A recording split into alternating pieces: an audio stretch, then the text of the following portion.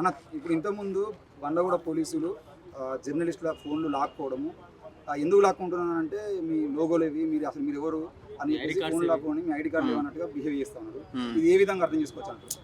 అంటే నాకు ఈ టోటల్ ఇప్పుడు జరిగిన ఇన్సిడెంట్ కావచ్చు, జస్ట్ ఇప్పటిదాకా జరిగిన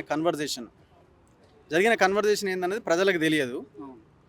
ఇక్కడ ఎంత కమ్యూనికేషన్ గ్యాప్ ఉన్నది, సిస్టంలో ఎంత లోపాలు ఉన్నాయి, వ్యవస్థలో ఎంత లోపాలు ఉన్నాయని చెప్పడానికి పృథ్వీరాజ్ యాదవ్ అరెస్టు తర్వాత విడుదల లేదు విడుదల కాలేదు, మళ్ళీ గంట సేపు లోపలికి పోవాలని ఒక పెద్ద డ్రామా. ఈ డ్రామాలో పోలీసులు, అక్కడున్న పోలీసులు, నల్లకుంట పోలీసులు, ఇక్కడ ఈ బండ్లగూడ పోలీసులు, ఇద్దరి మధ్య కమ్యూనికేషన్ గ్యాప్. సో వాళ్ళు పెట్టిన ప్రెజర్తో ఇక్కడ ఉన్న వాళ్ళు ఫ్రస్ట్రేట్ అవ్వడం, వీళ్ళందరినీ మళ్ళీ లోపలికి తీసుకెళ్లాలని ఒక ప్రయత్నం చేయడం, ఒక పెద్ద హైడ్రామా జరిగింది ఇక్కడ. సో దీన్ని బట్టి నాకు అర్థమవుతుంది ఏంటంటే ఈ వ్యవస్థలో పూర్తిగా కమ్యూనికేషన్ గ్యాప్ ఉన్నది. ఒకరి మీద కోఆర్డినేషన్తో పనిచేస్తున్నట్టు ఎక్కడ కనబడట్లేదు. అన్నింటికంటే మించి ముఖ్యమంత్రి దగ్గరనే అన్ని మినిస్ట్రీ పదవులన్నీ పెట్టుకోవడం వల్ల ఇవాళ హోమ్ మినిస్టర్ ఈ రాష్ట్రానికి లేకపోవడం కూడా ఇది ఒక ప్రధానమైన కారణం. ఎందుకంటే హోంమంత్రి ఉంటే ఎక్కడికక్కడ వాటి మీద కొంత రివ్యూలు చేయడమో లేకపోతే కొంత భయం ఉండడమో కింద ఉన్న అధికారులకు ఇవన్నీ ఉంటాయి. కానీ అలాంటి పరిస్థితి ఇక్కడ లేనట్టుగా కనబడుతున్నది. విమలక్క గారు మాట్లాడుతున్న క్రమంలో సడన్గా పోలీసులు ఎంటర్ అయ్యి మీరందరూ ఇక్కడి నుంచి వెళ్ళిపోవాలి, మొత్తం ఎవరైతే బయటికి 10 మంది వెళ్ళారో పృథ్వీరాజ్తో పాటు వాళ్ళందరూ మళ్ళీ లోపలికి వెళ్ళాలి, మీరు ఇంకా బయటికి వెళ్ళడానికి ఒక గంట సమయం ఉందని. మరి బయటికి పంపించింది ఎవరు? పోలీసులే.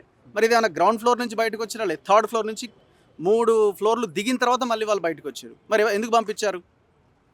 అయితే ఇంకా ఇక్కడ సీన్ ఏంటంటే విమలక్క గారు వెంటనే ఉస్మానియా యూనివర్సిటీ ఏసీపీ అనుకోండి, ఏం పేరు ఆయన పేరు?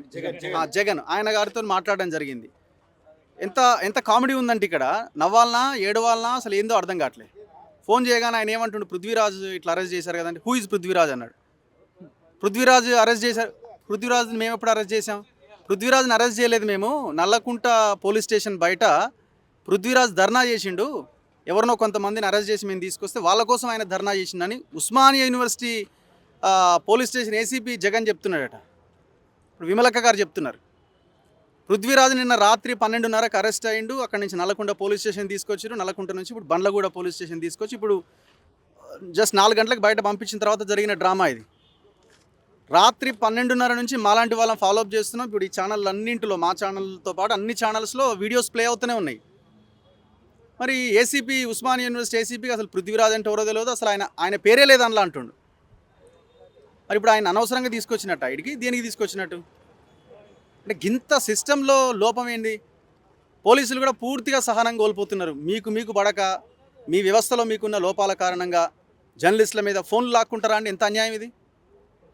జర్నలిస్టులు వీడియోలు తీస్తూ ఉంటే మీరు ఫోన్లు లాక్కొని మీరు ఇక్కడి నుంచి వెళ్ళిపోవాలని చెప్పడం. పోలీస్ స్టేషన్ బయట ఉన్నాం మేము, పోలీస్ స్టేషన్ లోపల ఉన్నాం, మీ బెడ్రూమ్లకు రాలేదు, లేకపోతే మీ ఇళ్లలోకి వచ్చి మేమేం వీడియోలు తీస్తలేం. పోలీస్ స్టేషన్ బయట తీసిన వీడియోలు ఇవి. ఎవరిని అడిగి తీస్తారు? తీయాల్సిన బాధ్యత మాది కాబట్టి తీస్తాం, ఖచ్చితంగా తీస్తాం. సో ఇప్పటికైనా ఈ సిస్టమ్ మారాల్సిన అవసరం ఉంది. రేవంత్ రెడ్డి గారు మీరు ఇప్పటికే గొక్కున్నారు ఆల్రెడీ, ఎందుకంటే ఇది ఆగమాగం అయిపోయింది. ఇప్పుడు ఆయన్ని తెలంగాణ ఉద్యమకారుడైన ఆయన ఉద్యమం సమయంలో ఆయన మీద చేయబడలేదు, 10 ఏళ్ళ పాలనలో ఆయన మీద చేయబడలేదు, ఇప్పుడు 2 ఏళ్ళ ఈ ప్రజాపాలన అంటుంటే మీరు ఆయన మీద చేయేసారు. సో ఇప్పుడు మీరే తేల్చుకోవాల్సిన అవసరం మీ ముందే ఉందిగా.